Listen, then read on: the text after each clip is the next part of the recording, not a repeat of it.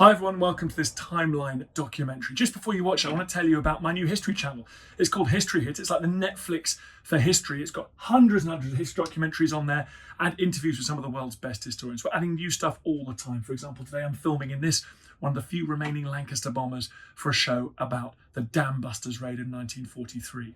If you want to know more about History Hit, follow the information just below this video, or search online for History Hit, and make sure you use the code TIMELINE to get a special introductory offer. Now enjoy this show. Lovely day for a peaceful, quiet walk in these tranquil woods deep in the heart of County Durham. But believe it or not, this forest hides an industrial complex that was behind the birth of a revolution in this country.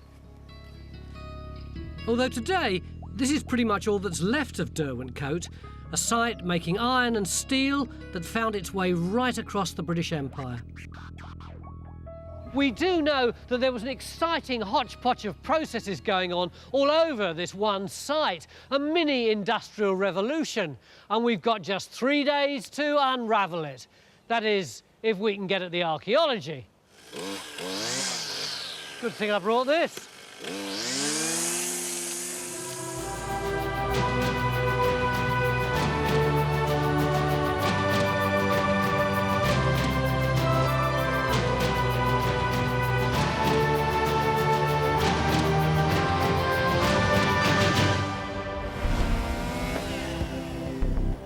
Before we can think about any trenches, even I'm getting involved with the heavy-duty pruning needed here at Derwentcote, 14 kilometres outside Newcastle, deep in the Derwent Valley.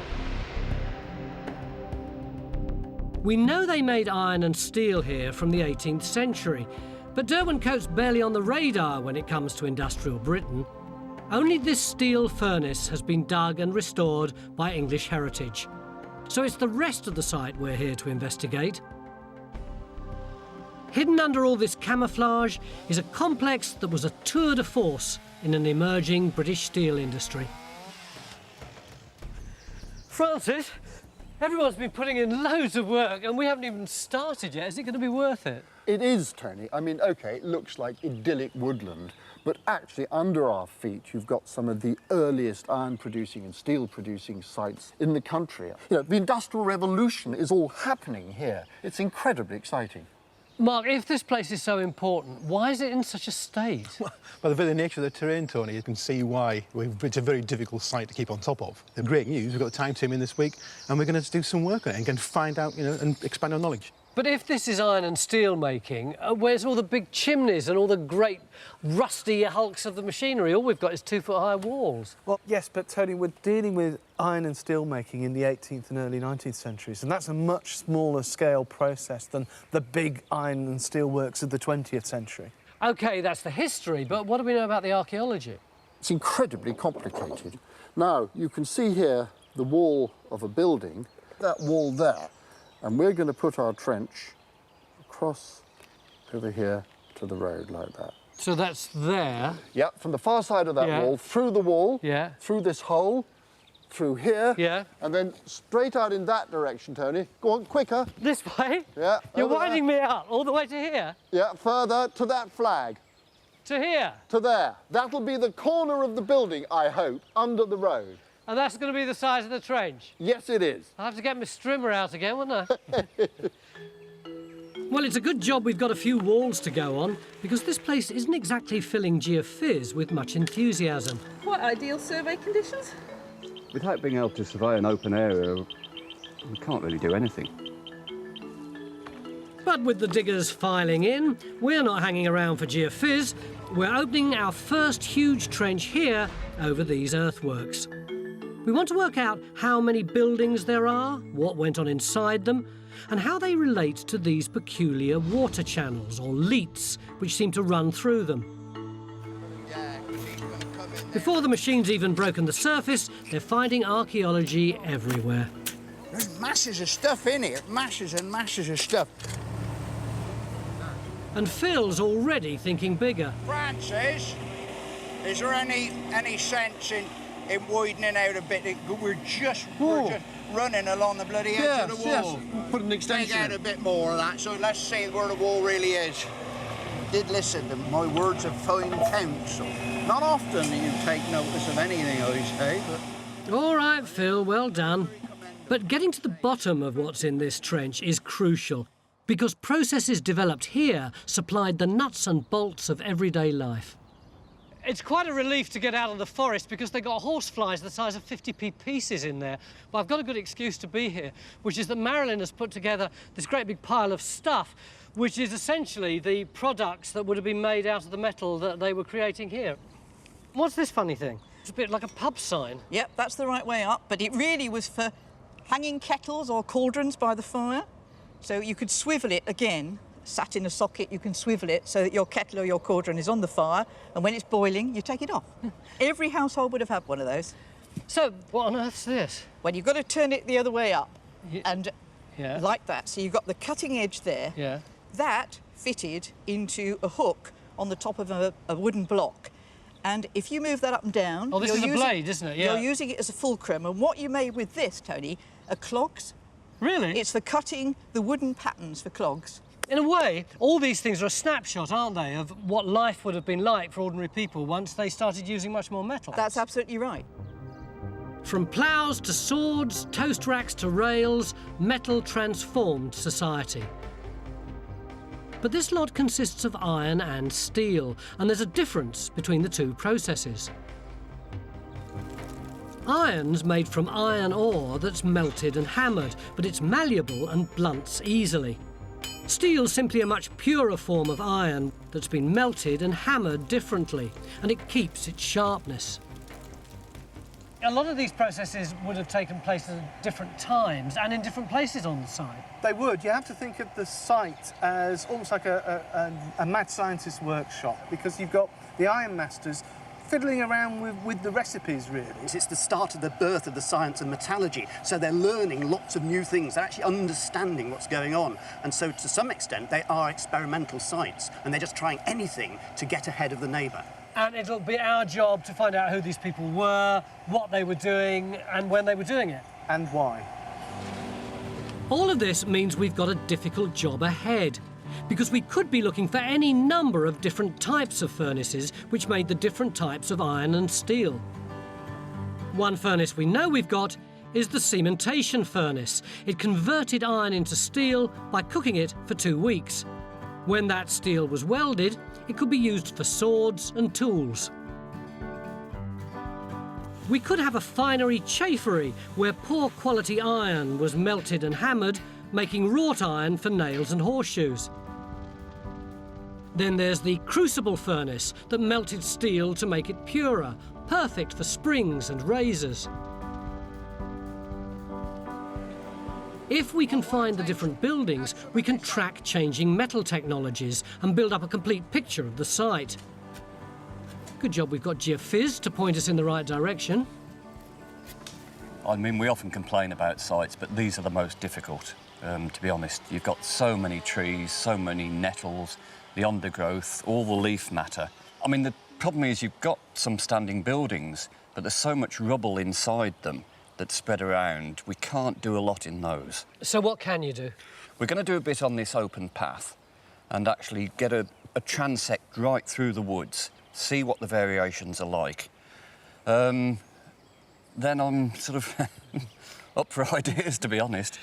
12 o'clock day one, and John's geophysiing the path. Exciting, isn't it? Luckily, in Phil's trench, they're going great guns without the aid of geophys. Ah! Look at that. Now, look, that edge is carrying on. It's that wall. Look, It's just one going down well, here. it is a big mound in the vegetation. Yeah. Go on, yeah. keep going. It's going right on out there. Yeah, we're in the road now, but you can see it. Well, that's the face of it. So that's a very, very good piece of advancement. It is. Brilliant. And we're on the inside now. Yep. Inside the building. Yeah. Bear in mind, it may not have happened if we hadn't have actually had the forethought to widen the trench. I owe that entirely to you, Phil. Thank you. So after just a few hours, Phil's already inside the wall line of a quite sizable single building. But minutes later, it gets better. Oh, bloody hell. That's interesting. That isn't demolition material. That's burning. Which is great news. It looks like Phil's in the heart of a furnace.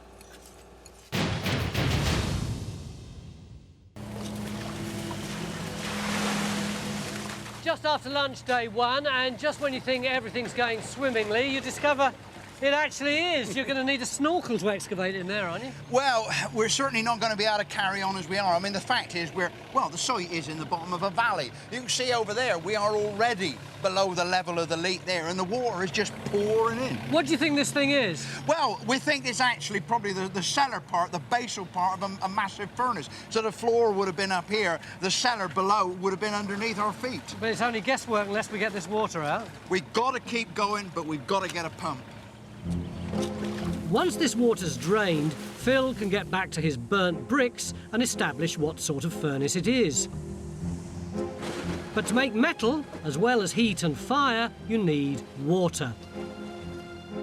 So to understand how water was used here, Stuart's gone straight into a leat, and he's hitting it with a stick. Very scientific. Stuart, this is a pretty pathetic little trickle here. But, I mean, in the past, that would have been a serious body of water that would have powered wheels, wouldn't it? I mean, this is the whole power supply of this site. It's part of a water management system. Yeah. But this water management system starts actually way up the valley, up there, about 400 metres that way. Yeah. And what they're doing is managing the water from the river, diverting it through a long channel called a head race. It's a 4 metre wide channel in a dead straight line to the end of the valley. Now, that bit of wall there doesn't look like much now, but that was holding back a huge pond, effectively, which stored water, which then you could manage into narrow channels like this to turn a wheel very gently to deliver the power you needed. But, I mean, to my eyes, Stuart, I mean, if that's a dam, which I take your word it is, this inner face here looks for all the world like the inner wall of a building, doesn't it? It does, and you're right, I'm sure it is, but this may all be timber, because we know a lot of these structures have timber framing, effectively, and you might have an open shed here with processing going on that side. We need to clean up the dam so we can get a good look at its structure, and then open trench 2 around it, because there seems to be a building attached to the back of the dam which could be industrial. We'll also dig this man-made channel, where we're looking for a water wheel. According to the documents, an ironworks was established here in 1718. The first mention of a steel furnace comes in the 1740s, which valued the site at a whopping £4,000. Do we know much about the people who were involved? The actual steel-making process is introduced into the Derwent Valley by a colourful chap called William Bertram, who was German in origin, and he went to Sweden and he seems to have learnt steelmaking in Sweden because Sweden's the leading steelmaker at the time.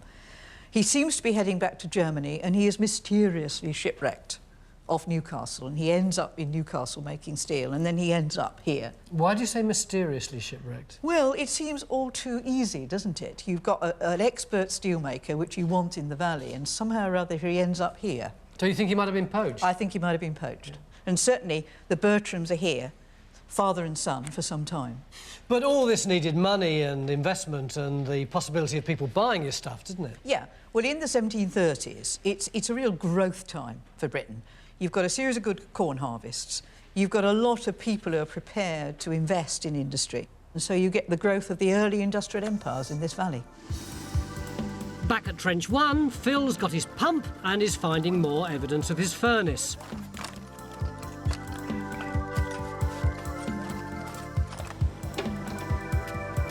Trench 2's also underway around the Mill Pond Dam.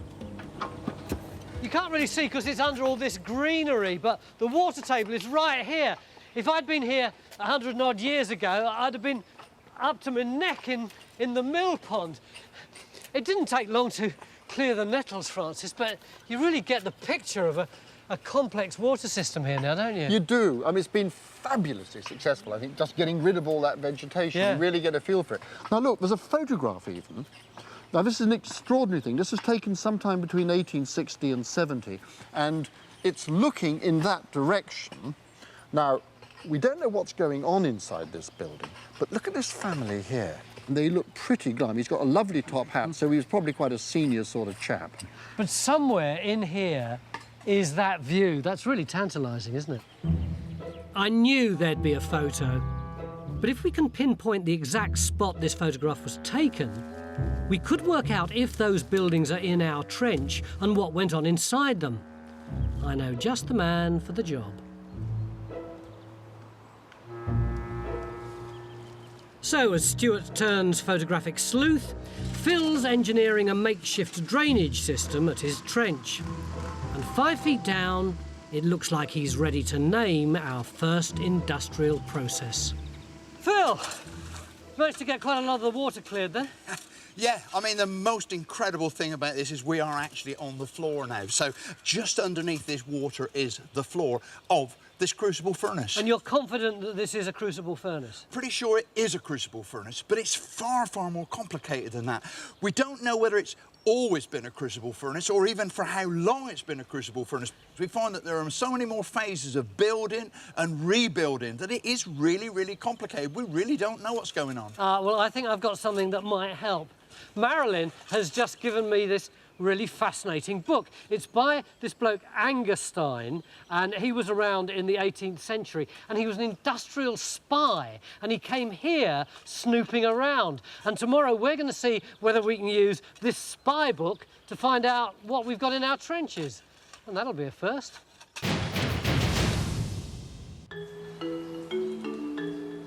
Beginning of day 2, deep in the woods of Derwentcote near Newcastle, where we're investigating an iron and steel works which started in the 18th century.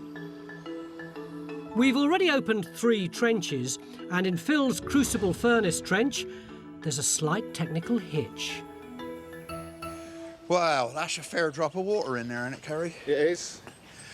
But we have the technology. We have. Shall I start it up?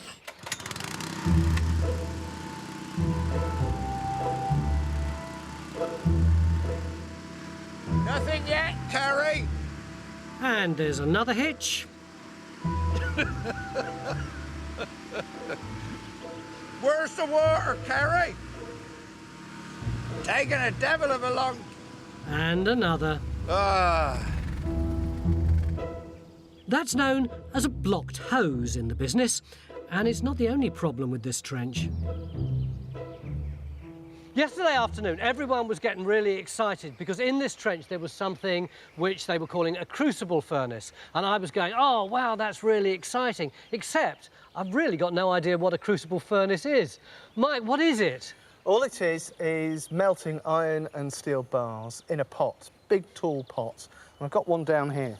And this is a crucible, which we found yesterday. And it would have been about 3 times the height of what we've got here. Steel bars inside, carbon over the top, lid on it. Jerry, why do they bother to go through such an elaborate process? Because what you're really after is a thing called clean steel, steel with no slag in it. So the great secret of this process is that you take these bars of steel from the cementation furnace, put them into these crucibles, raise them to 1200 degrees C, the steel melts, the slag inside also melts and floats to the surface, so you've now got an ingot of clean steel and some debris. How do you get to a heat like 1200 degrees centigrade? Well, you do need a furnace, and these crucible steel furnaces consist of essentially a cellar where the furnace was, which was fed by coal. And on the floor above, this is where the crucible was filled and then lowered into this really hot furnace. But this is only one process of a whole load that went on here over, what, 50, 100 years? Oh, this is the last process to be introduced onto the site, so we think this is about 1850. This is a fantastic discovery. Crucible steel was not only really top quality, but could be made in much higher quantities than any steel beforehand. With his pump now unclogged, Phil can crack on finding out how big this structure actually was. At the far end of the site, Tracy's started digging the front room of a worker's cottage, hoping to find clues to the workforce who lived here. I think that's the roof joists coming down, so the whole thing's just kind of slid in. Yeah. We're hoping we might have some remnant of the floor left underneath. Elsewhere, things are a little more frustrating. At the mill pond, where we're investigating the dam structure and looking for other industrial buildings, so far we've got a bird's nest. It's positively industrial. What's more, the archaeologists are getting excited about something we'd normally chuck on the spoil heap. What they're over the moon about is this stuff. And it's not kryptonite, it's dirty old lumps of charred slag. But here, slag holds the key to what was being made. The stronger the magnetism, the more metal it contains. Really attracting to it. Oh, yeah.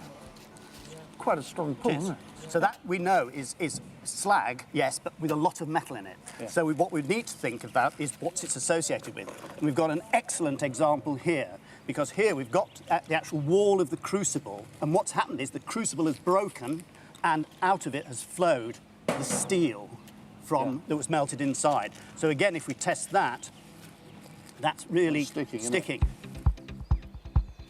Jerry will be analysing this slag to assess the quality of the steel mixed in with it.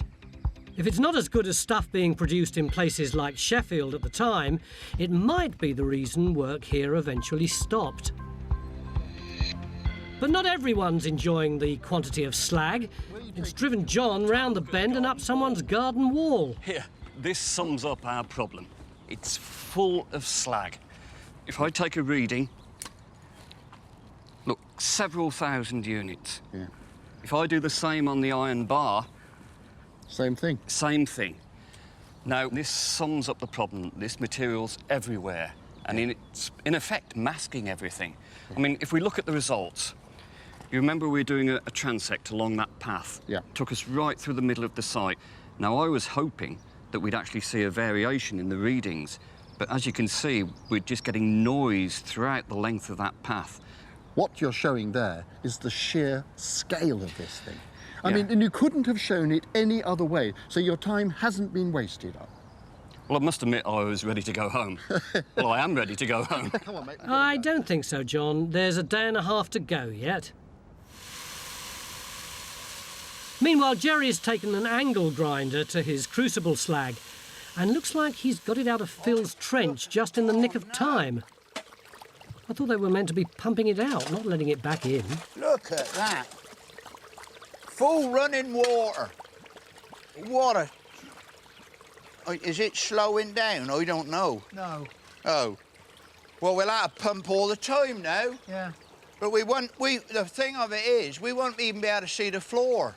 I had the floor uncovered until you started Well, I playing know around you had with the it. floor uncovered until I started clearing up your mess. Well, no, not my mess. Well... It'll run out at some stage. Yeah, but I'll run out at some stage. I think I'll leave them to argue this one out. Francis, I haven't seen you all morning. Have things changed here much? Oh, we've been running around like headless chickens. The latest thing is that we find that the dam is largely composed of huge pieces of slag, including blast furnace slag. This is where Naomi is excavating? That's right, down there. What does that mean? Well, that means that there must have been a blast furnace operating in this area when they built the dam. But it doesn't necessarily mean that the blast furnace was here just because we found a pile of slag, does it? Well, yes, if it's within the body of a dam, then I think that does mean there was a blast furnace nearby. Is there any evidence, written evidence, of None. a blast furnace here? No, there's none. This is brand new stuff? Absolutely. This is really exciting, as we might now have the one furnace we weren't expecting to find. Blast furnaces in northeast England can be as early as the 16th century. Iron ore and charcoal were put in the top and air blown into the base, producing cast iron, used for cannons and cauldrons. But despite Francis's confidence, so far we've only got the slag and no structure. Luckily, he's equally excited about something else. Look, on the edge of this lead, suddenly you come across proper pucker masonry. And right in the middle of them there, that iron bar. Can you see it? No, I thought it was a tree root. I see what you mean. I know. Yeah, no, it's iron, Tony. Yeah. Yeah. Now, that could be the axle for a wheel. So what we got to prove next is there a hole there for the wheel to revolve into? But that is looking good, isn't it? It's looking very good, yes. cue more digging to prove whether we've got a wheel pit or not. Over in Trench 1, the safest thing Phil can do right now is stop hitting things with his shovel. It's a natural disaster, mate. What's gone on? Well, we just made a wonderful discovery. We discovered a culvert. And now I know that the culvert's full of water. Looks like this disused leat running through Phil's trench was culverted over at some point. Unfortunately, there's now a puncture in it. That's one of the more recent maps, but if you go back... At the incident room, Stuart and Henry are working out how all the leats connect to understand the layout of the site. Looking at these deep valleys that come down the side, the water from them's got to go somewhere. And that boundary around the back is interesting, because on the old map, that looks like another leat, a water system that we haven't even looked at yet, round the back. If they can find the earliest leat, it could lead to the very origins of this site. Industry put this place on the map. So much so, industrial spies came here. In the 18th century, they're very worried about what was going on in Britain and all the processes that were going on. And so spies from Sweden and Germany came over to make sure what we were doing in order to protect their own markets. Tell me about this bloke. What's his name? Angerstein. Reinhold Rucker Angerstein. He was German in origin. He set up a steelworks in Sweden, and he decided in 1753 to make a tour of Europe, but particularly of Britain, in order to find out whether Britain was catching up with Sweden. Mind you, he gave us some fantastic historical research, didn't he? Oh, yeah. I mean, his journal is absolutely fantastic. What they're doing here is to produce out of the iron and the steel all sorts of tools and artefacts, and a lot from this valley go to the colonies. We know that Virginia hoes were made here, which must have been used in the tobacco plantations, and then lots of bill hooks for cutting sugar cane. So we can see this globalisation of trade that's happening, and Angerstein is really our best source for that. Derwentcoat's link with Britain's slave trade is chilling. As well as 150 tonnes of iron a year, this site made 100 tonnes of steel, some of which went directly to the East India Company. Back at Trench 2, the team's been looking for evidence of this production. And Rakshas discovered the floor of a very dirty room. Oh, lovely. Ooh, that's quite gritty, isn't it? Very gritty. Almost sort of charcoaly. I wonder if we're in a charcoal store. That's really good if we found that. It would, wouldn't it? Well, yeah. Why don't I leave you to clean it up and I'll come back later on. OK. Around this spot, they're also finding masses of roof tile. Looks like we've finally located the first building in this photograph. This was the charcoal store, which means this bit was probably a forge. You can see the top of the dam in the picture, and now it's been cleaned up, it looks like it's made of all sorts of recycled material, which has got theories flying thick and fast. Right, we got 2 hours left of today, and we got the whole of tomorrow, so that's why I've assembled you to tell me what we do about this little miniature Aladdin's cave here. There is stuff here from blast furnaces. We know that because we've had a look at the slag. But slag alone doesn't make a blast furnace. If it is, it's a blast furnace that's been probably taken apart quite badly and then backfilled with a lot of reused material. But there are other substantial structures this could be. So this could be, for instance, a finery furnace. Yeah. We've got one other small piece of evidence, which appears to be a very small tuyere, which was the end of the bellows where the air from the bellows went into the furnace. It's small for a blast furnace. It could be for a refinery. Well, they seem to be agreeing the dam is made from a dismantled furnace, but typical archaeologists, they can't agree what type. We need to clear more scrub and see what we've actually got. And if it's a blast furnace, then we'll have discovered the earliest industrial process on this site. But Stuart's on a quest for something earlier again. Stu, what the heck's going on here? Well, looking at this 1856 map and the possibility of a northern watercourse going round there, a different watercourse to the pond, that building there on the end of what might be redundant leak, see that there? That looks awfully like there might be a mill building there. And I've had a look round the back and there's a pit and there's a ditch and you can see there's walls coming out. So I'm getting to clear the whole lot off and have a decent look at it. If Stuart has got a mill, it would predate the iron and steel works and could be why industry was attracted here in the first place. Because once there was a water system proven to work, people tended to use and expand it. At the other end of the site, we're still looking for a wheel pit connected with later industrial activity, while Tracy's finished cleaning up the 19th century cottage. What a wonderful floor, isn't it? Oh, it's lovely, isn't it? And it's in such good condition as well. I mean, that's the thing. I know. My first house had quarry tiles like this. I can just imagine what it'd be like living in this place. It's quite eerie, actually. We've got the remains of the ash pan. You see there's one handle for it there. And that's, well, it looks like a latch, but actually you would have had a handle in that just to pull the thing out when it was hot. That's really nice. But it's collapsed with the weight of the rubble on it. So that's as they walked out of the house, they left the ash pan. They left the ash pan. But it's so nice. You know, we concentrate down there on these big industrial buildings. And for me, it's so nice to do the house where they were living. It's the heart of the place. You know, they were eating here, they were sleeping here, they were making love here. Everything was here. This cottage is a really evocative snapshot of 19th century domestic life. And it seems fantastic flooring was all the rage at Derwentcote.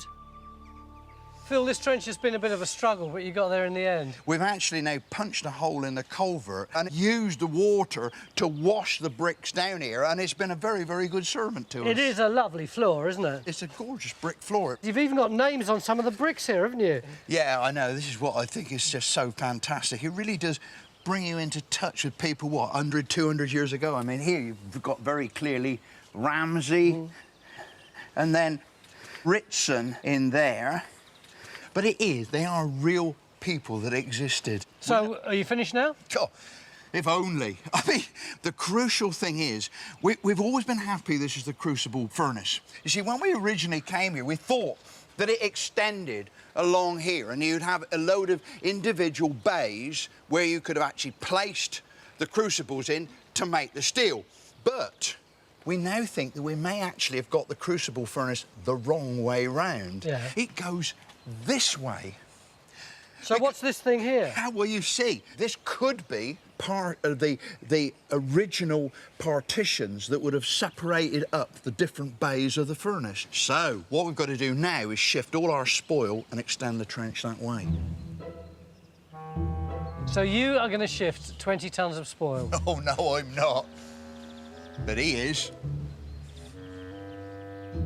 And after the day Ian's had, I'm sure shifting that will be a walk in the park.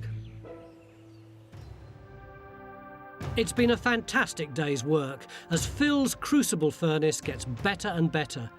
But tomorrow it'll be all hands to the deck as we continue to look for proof of an industrial process we never imagined we'd find when we first came here.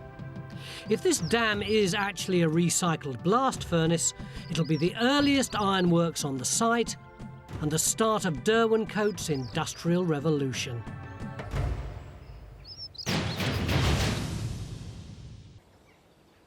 Beginning of day 3 here at County Durham, where we've travelled back in time and transformed this rural idyll into a seething mass of industrial activity in the 18th and 19th century. At least we thought we were in the 18th and 19th century, but Stuart reckons he can push the date back even further. What's up your sleeve? We have mention of a mill, corn mill here in the 16th century, late 16th century. On the first map we've got of the site, a building here which may indicate a mill site, because we've got basically an oak channel coming down here, a little channel down the side of the building. So it's speculative, but I would like to see what's going on in this building. Stuart, I have to say not everybody is yet convinced that there is an earlier mill here, but how are we going to prove whether or not he's right? Well, what I plan to do is start a trench down there, across the centre of the building, on the floor, over the wall, onto the road, end about here. Hang on, how do you know there's a wall here and a road there? Have you just made that up? Yes, with a bit of help from Stuart's map. So if the map's right, then this is where the wall and the road would be? You've got it. Well, that makes sense, doesn't it? There's no time to lose as the digger moves in to open the trench. If it is a 16th century mill, it would suggest early and successful water management, making it an ideal location for the next 3 centuries of industrial activity. Phil's in the 19th century with his trench, working out the direction and scale of his crucible furnace. I think that might be the corner, the intern. So I think it's that wide, which should be about that wide as well. And with each scoop, more clay crucible pot emerges.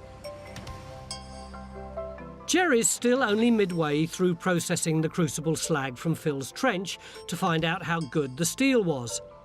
After grinding, it has to go through 3 types of acid before it can go under the microscope for the verdict. So as Jerry labours away, Marilyn's been looking into Derwentcote's labour force, recorded in the 19th century census. What did people actually do who lived here? Well, fortunately, the census returns tell us the occupations which enable us to link them to the site. So, Mike, we've got a retired steel converter there, we've got a roller, and we've got a steel melter. What's a steel converter and a steel melter? Steel converter, they're working up at the cementation furnace just up the valley, but the steel melter, they're working with the crucible furnaces we've just been excavating. So we can now put a name to the guy who was working where Phil's trench is now? We certainly can. His name is Joseph Brown, he's aged 49, and he's got a wife called Margaret, who is 39.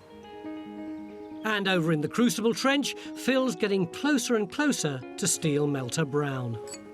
Within less than a metre we've been digging here, and now we've got really intense heat. I mean, look at the way these bricks have been really, really red, and look at the colour of the mortar as well.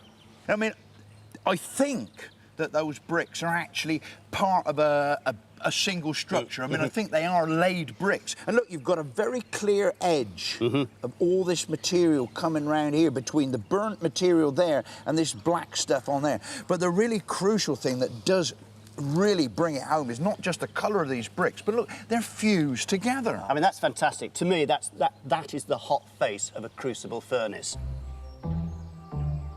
The phenomenal amount of burnt brick means Phil is definitely in the first crucible furnace bay. They now need to clear even more of the trench to reveal its full size. Tell you what, Ian, that is looking like a nice section. Perfection. Perfection indeed. And over where we're looking for a water wheel, Raksha also seems to be getting results. We have a complete jumbled mess of stones that have obviously been reused and put on top. But then we've got this really nice uniformed bit at the bottom there, really nicely dressed stone. What fascinates me is that lower one with the beautiful stonework. I mean, that's your original wheel pit. That is the evidence we're looking for, that we do have a wheel here. Yeah. You know, that's crucially important. So finally, we've got the location of our water wheel. But it's nothing to do with the crucible furnace, which means it's evidence of other intense industry at Derwentcote. Phil, where you are, yesterday afternoon you thought that those might be recesses to put crucibles in. Do you still think that? Oh, it's absolutely undeniable now, Tony. We have got 2 of what we think are probably 6 recesses. We've got a brick wall there, brick pier, and then a recess. And the flue goes right the way through and comes up through there.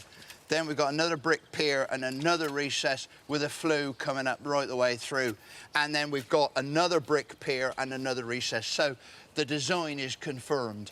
And where I'm standing really is the stokehole, it's the engine room. So where I've been taking the muck out, they would have been shoveling the fuel in to create the fire. And what's my bloke Joseph Brown doing, the bloke who lives in the cottage down there? He's the crucible man. He's standing pretty much where you're standing. And with his cloth cap, just like you, he'd have been loading his crucibles into the furnace to make the steels. What about this up here? Is this the same period? No, this is slightly later, Tony. This is small-scale forging going on here. And we've got a census return from 1901 that mentions a spade forging, spade making going on the site. So it looks like that's probably to do with that process. So that's quite nice, isn't it? Here we've got industry at its height, and here we've got the end of the story on this side. Absolutely. And as Jerry's finally finished processing the crucible slag, we can at last find out how skilled Derwent Coates' workforce was at making crucible steel. Cool, that's an incredibly vivid image, Jerry. Well, looking at this image, if you see that this sort of the darker areas, and then you've got this very white areas running around these edges. And this tells me that this is what's called a hypoeutectoid steel. It means it's a steel with about 1% carbon. You couldn't get a better steel. So in my view, they are producing excellent quality, high quality crucible steel. Hypoeutectic steels? Hypoeutectoid. Oh, nearly right. Crucible steel was used to make springs and pendulums, and the continuing development of ever better metal was the driving force behind the industrialisation of Britain. But if Derwent Coates kept pace technologically, why did it decline? Well, you can always rely on a historian and a map for answers. Up here we've got the toll road which went in 1842. You see it on the map here. I would have thought this would have given it a new lease of life to get their products out into the wider world. Well, you hit the nail on the head there. It's a toll road. So any goods coming into the site or being taken out have to pay tolls, and that would just add to their costs. And even 100 years earlier, we know from Angerstein that charcoal is coming in from many miles away, and a horse load of charcoal cost 4 shillings and sixpence, even then. But I'm an entrepreneur of that period. I've got a good water source, I've got a huge mill pond, I've got all those buildings down there. Why don't I just increase my production, make more money, pay all the toll charges, and still continue to make profit? In order to increase production, you've got to change your power source. So they're using big steam engines down in Sheffield. Big steam engines powering a lot more powerful machinery, they can produce more. And you just haven't got the space down here for a big steam engine. But in the woods, the experts are getting really animated about a process that potentially kick-started all metal production on this site. Ever since we first got here, our archaeologists have been puzzling over this great hunk of masonry in the middle of our mill pond. What is it? How old is it? None of them seem to know. But Francis has just summoned me here in his usual state of Francis high excitement. What is it? Well, actually, Tony, this is quite urgent. That isn't just a heap of rubble. There's structure there, and that structure is potentially very exciting. What do you reckon it is? Well, Tony, we've got 3 stones over there which are part of a reused arch. So what does that mean? Well, an arch in a blast furnace is where they blew the air into it. What sort of date? About 1650. How do we prove it, Jerry? We've got 3 bits of evidence. The first is this large sheet of basically furnace lining where the slag inside the furnace has attacked the clay lining of the furnace. It is far too big for any other structure, I think, other than a blast furnace. The second piece of evidence is blast furnace slag. We've been turning up this green blast furnace, which is typical of charcoal blast furnace, in small amounts consistently from here. And thirdly, and most importantly, we've got metal. Now, if I can take a sample of this and prep it very quickly, then I might be able to actually resolve whether it is actually cast iron. And if it's cast iron, this is definitely a blast furnace. So the urgency is that you want to get that under the microscope before we finish tonight? Yeah. Go on then. It's now a race against time to get this metal processed and say whether it's from a blast furnace or not. Luckily, the cavalry's arrived to help Jerry out. Joking aside, this is hard work. It is. I mean, being realistic, Jerry, we got an hour. Are we going to get a result, do you think? We'll get as far as we can. I mean, Yeah. basically, what we'll do is, once we've got to this grit, we'll go and have a look at it under the microscope. When we get it to the microscope, how do you distinguish between cast and wrought iron? What we're hoping for is that we'll be in a sufficiently well-prepared state to see a certain microstructure. Now, what comes out of the charcoal blast furnace is a thing called grey cast iron, and that's got one characteristic feature, which are little flakes of graphite, and these should show at this level of preparation. So it's fingers crossed, isn't it? It's fingers crossed. Yeah. Graphite flakes, graphite flakes, graphite flakes, graphite Francis has gone mad. flakes. I don't even know what graphite flakes are. I just hope they find some. In Stuart's trench, he's found something that might just prove his crazy theory about a mill. Ian was clearing down there. I was giving up on this, to be honest. But just last thing, we have a wall. So that's the edge of a a wall of a stone building or something? Yep, the other facing edge is just coming underneath the section here. So it's a big old wall. That's a substantial stone wall, and it's different from all the other walls we've looked at as well, because it's not fine. It's not that sort of layered stone. I mean, these are boulders that they're using here. To me, this all points that you've got this early mill here. I think it's absolutely fantastic. I think Ian deserves a pint. A pint. A pint. Yeah. I'll let you buy me. I'm a Yorkshireman. Fair enough, Stuart. I take my hat off to you. This discovery is evidence that Derwentcote evolved from a site using water power to grind corn to a site harnessing that water to produce metal. Question now is whether Jerry and Francis can prove whether we've found that first metal process. Jerry, I can't wait, mate.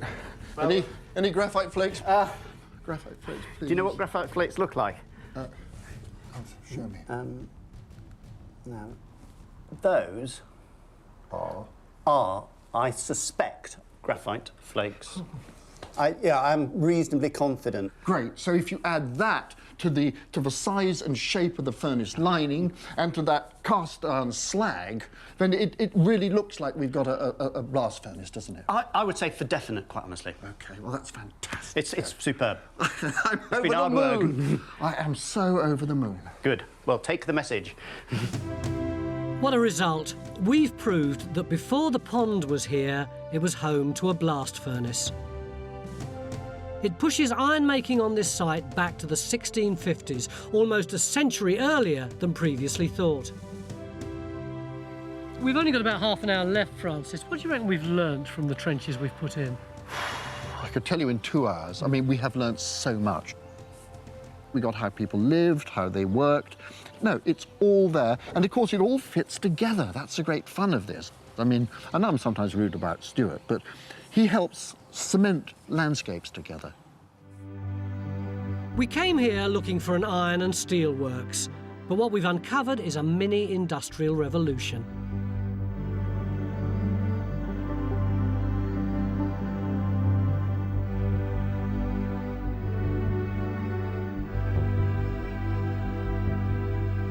Derwentcote might have been overtaken by big cities, but metals developed and perfected here changed the very world we live in today. Not bad for 3 days' work. Who's going to be the bloke in the top hat? That's me. All that remains is for us to record our own memory of the site. Who's the lady in the crinoline? Me! Oh, what? Oh, pity you, Tony. That's his wife.